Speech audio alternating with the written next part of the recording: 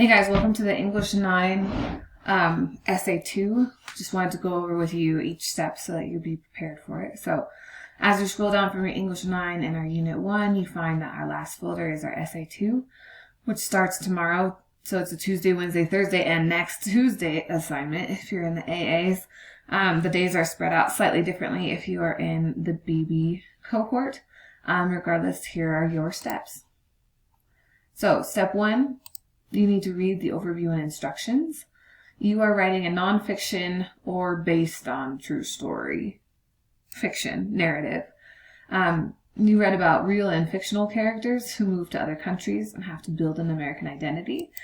And so that's your goal. So your assignment is to write a nonfiction or based on a true story fiction narrative on the following topic. How is an American identity created? So your story could actually be on the immigrant story as they come to America.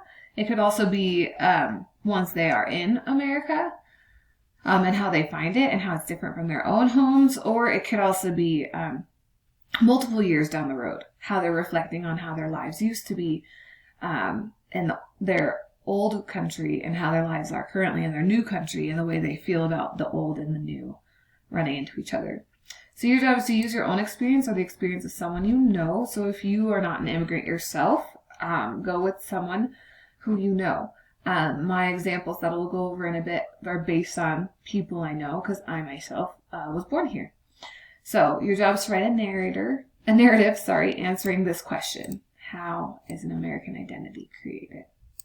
So your job is to consider geographical, social, legal, and emotional aspects of this question, to think about what the connection between your personal identity and national identity is, and do those ideas come into conflict?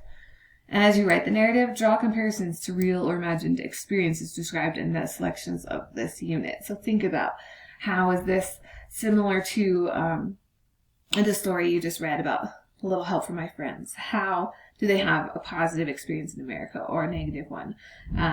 Think about the Puerto Rican girl's story, Elena, as the mother of Eugene shunned her for being the child of immigrants, for not being the American that Eugene's mom wanted her to be. Think about those things as you write.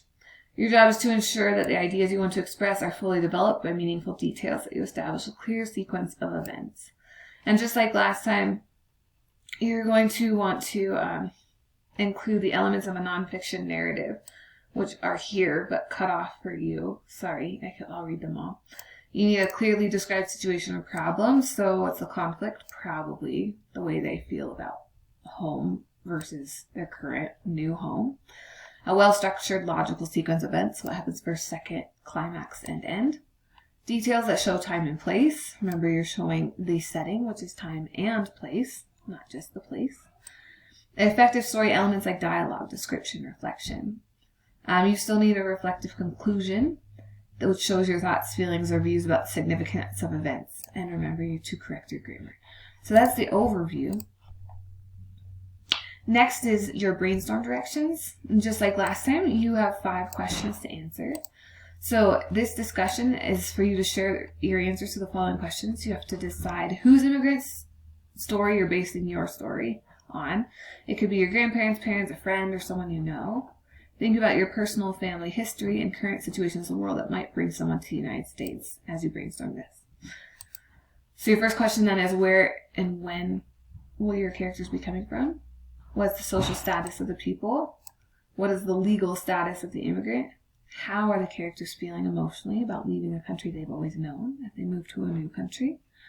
And 5, what is the connection between a sense of one's personal identity and one's national identity? Do they come into conflict?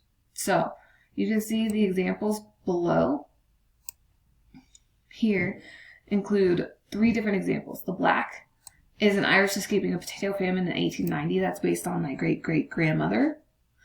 My great-grandmother's mother was French, but her father was Irish, escaping the potato famine. So it's based on my great-great-grandfather.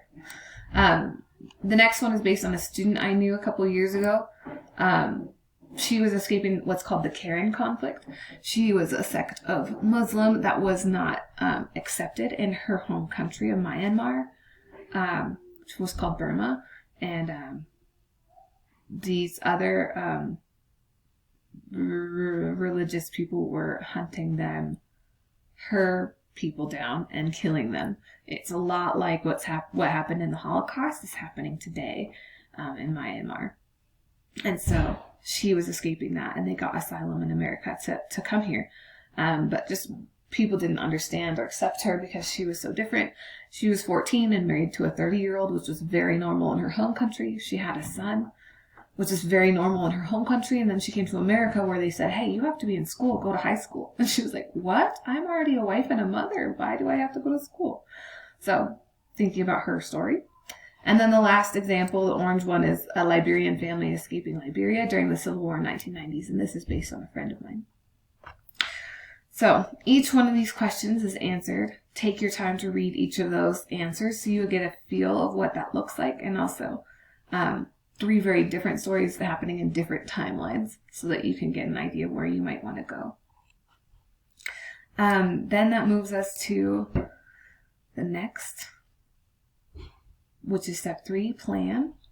You've already answered these 6 questions for your first narrative. They're the same 6 questions.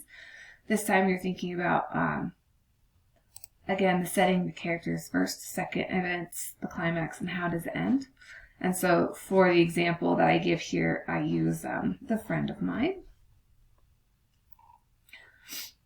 from Liberia in the 90s. Step 4 then is rough draft, where you answer this question, writing your narrative.